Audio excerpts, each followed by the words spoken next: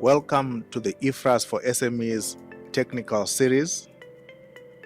I am Calverwell. I help SMEs apply accounting standards to improve reporting, strengthen compliance, and build credibility with banks, investors, and partners. In this video, part of the technical accounting for SMEs series, we are looking at section 16, investment property.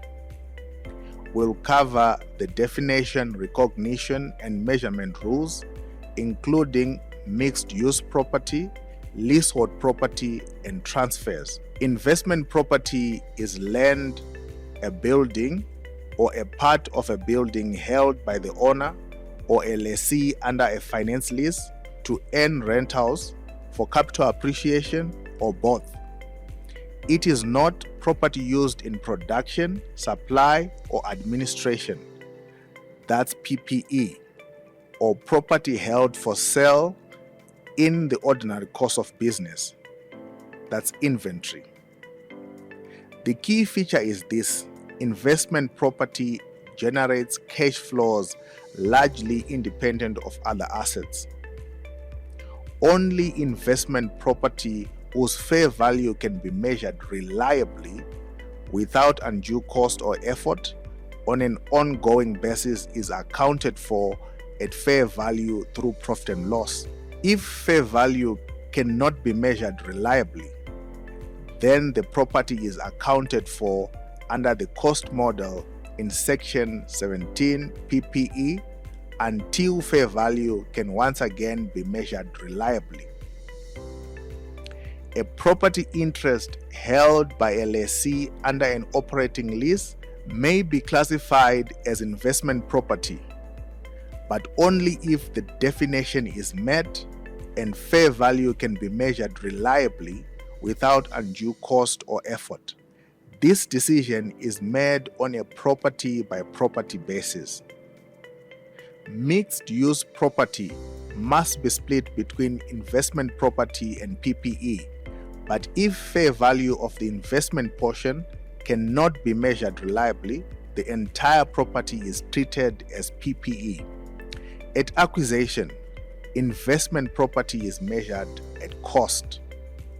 This includes purchase price minus discounts, directly attributable costs like legal and brokerage fees, property transfer taxes and other transaction costs.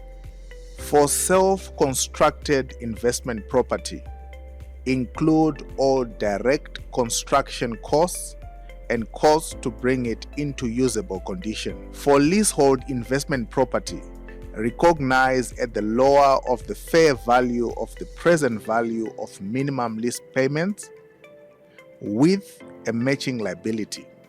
After recognition, if fair value can be measured reliably, measure at fair value at each reporting date with changes recognized in profit or loss.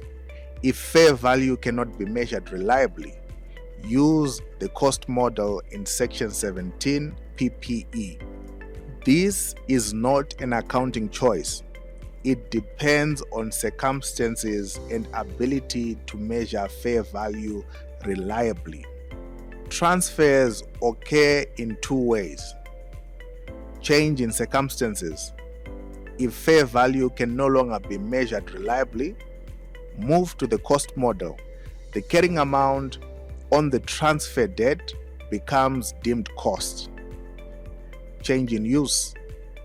If property is held for rentals or appreciation, reclassify to investment property. If fair value becomes available again, the property is measured at fair value. The difference on remeasurement is recognized in profit or loss and disclosed separately if material. Section 16 ensures that investment property is recognized and measured consistently, whether at fair value or cost, and that transfers reflect changes in circumstances or use. Stay tuned for the next part of the Technical Accounting for SMEs series, where we'll unpack the intangible assets section of the standard.